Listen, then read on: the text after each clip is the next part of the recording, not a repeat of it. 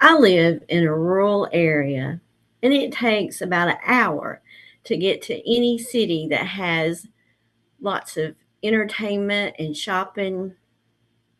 So, when me and my family would go out of town, we try to make an event of it, and we go to a bookstore and go out to eat and go somewhere shopping in a department store.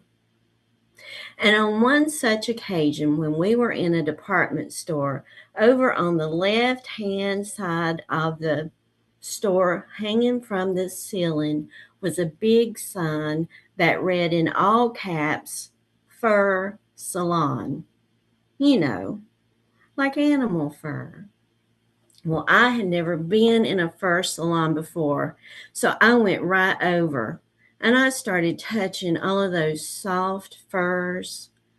I must be more of a tactile person than I knew, and I had deemed myself the tester of softness. My family, who was with me, and to protect the innocent, I will call them Pete and Repeat. Pete said, "The people for the ethical treatment of animals will have a field day in here." And Repeat said, "Yay, PETA." And about that time, a woman I had not noticed, who was planted at a large desk under the fur salon sign, called out, "May I help you?" And I said, "No, we're just perusing." And I went back to demonstrating to my family how soft this one bluish, purplish coat was. And that lady cried out, "That is sheared beaver with fox." Well, who knew? And I looked at my family and I just laughed out loud because I was thinking, up there at my mama's, she lives in a rural area about a half mile from the creek, and there's beavers that live in that creek, and they built a beaver dam, and the river had just come up level with the rural paved road, and the Department of Transportation had come and tore down the beaver dam. And I felt sorry for those beavers and all their hard work. And you know what? None of them are bluish purple. And they don't look soft. They look like drowned porcupines. And I thought about telling that lady that we had organic beaver at home.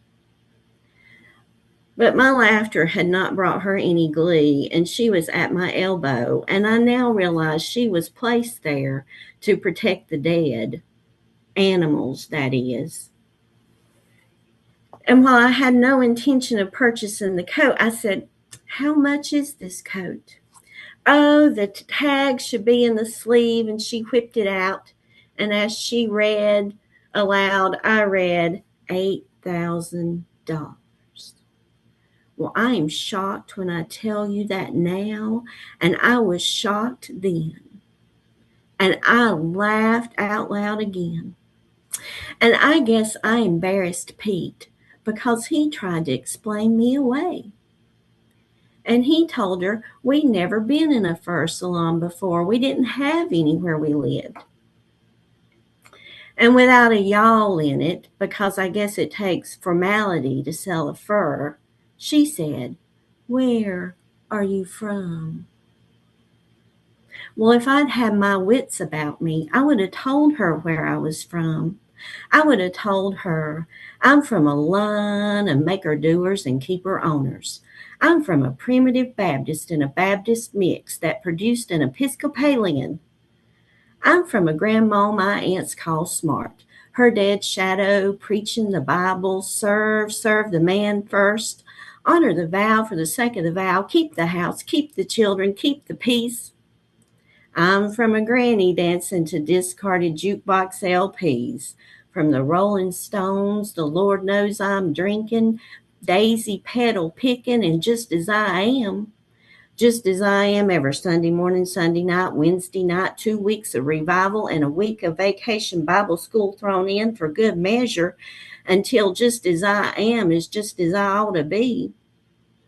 homemade dresses, home perms made from scratch biscuits, poor man's gravy, one sister, a surprise brother, a mama who loved me, and a daddy who named me. A yellow Monte Carlo driving, snuff dipping granny, a cane raising, garden growing, hog killing daddy, barbecue chicken under the chestnut trees on Saturday, do your hair and makeup and clean the house too before you go shopping. I'm from Calvin, Thelma, Jim, Ann, Joan, Sam, Mary, Becky, Ruth, and Tina, especially Mary, and a whole slew of others too numerous to mention. Where are you from?